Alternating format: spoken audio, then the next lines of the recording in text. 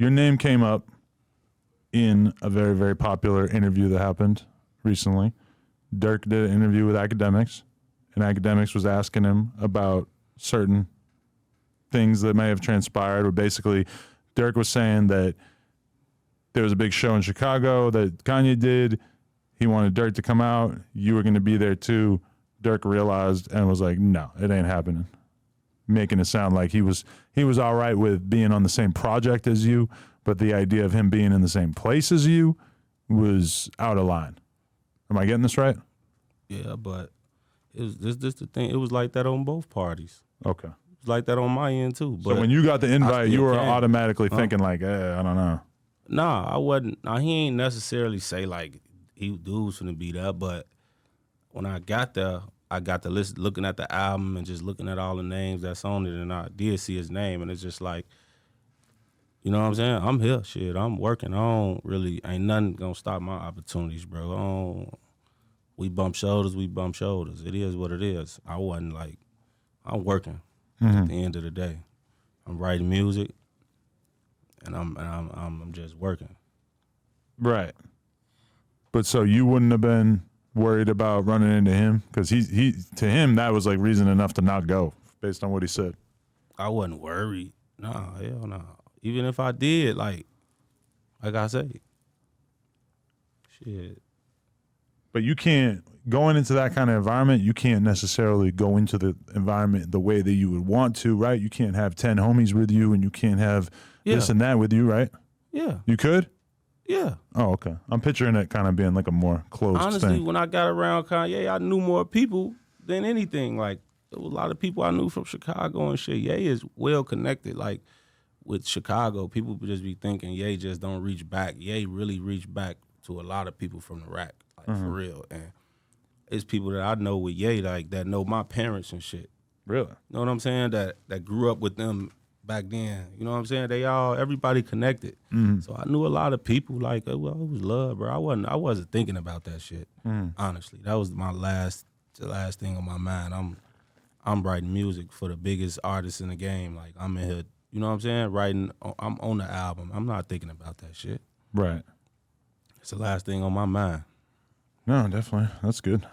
Did you listen to the Durk album? What? Which album? The new one? Almost Healed? Nah, I ain't listened. You passed that? Like, I heard, you know the song that's out? The J. Cole song? Yeah, I heard that, but nah, I ain't listened to it. Okay. You're past listening to your ops music at this point?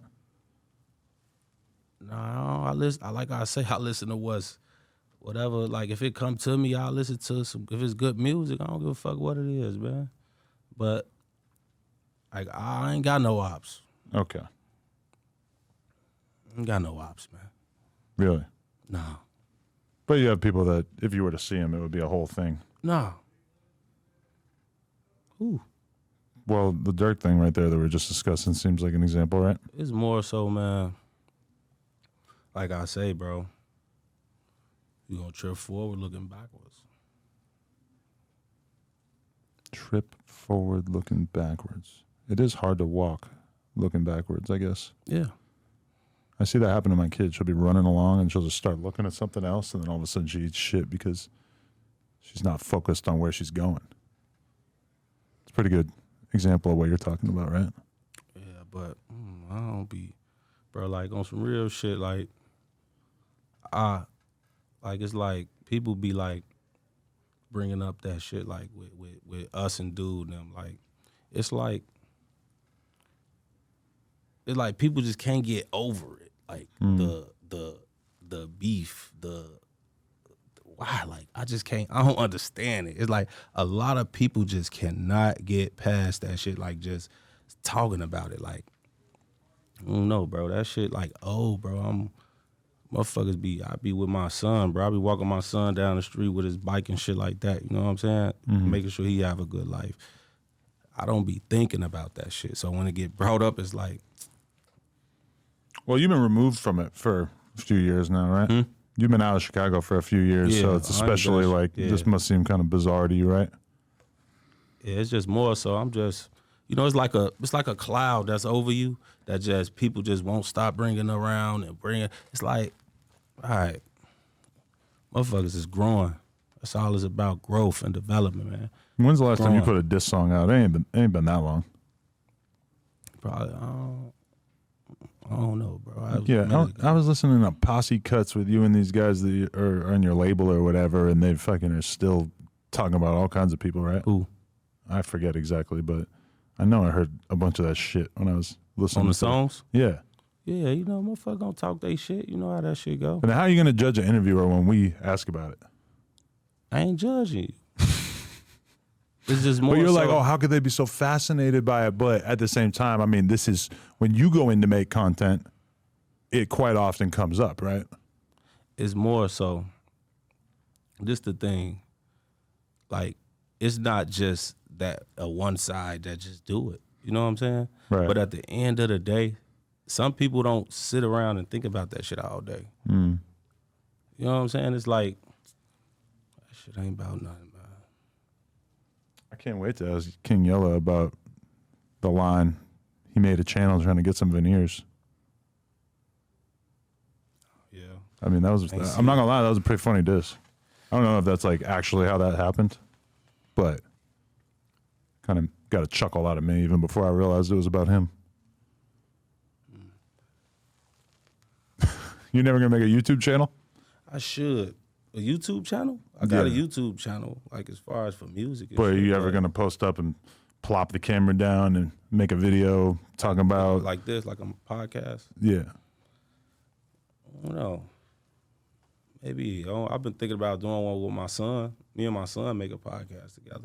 Really? We gonna play Legos or something? You gonna play Legos on camera or something? Might do. How old is he? He 5. Yeah, I don't know. 5-year-old on a podcast might be kind of tough. Never know. As long as it's positive, you know what I'm saying? Right. Kid friendly.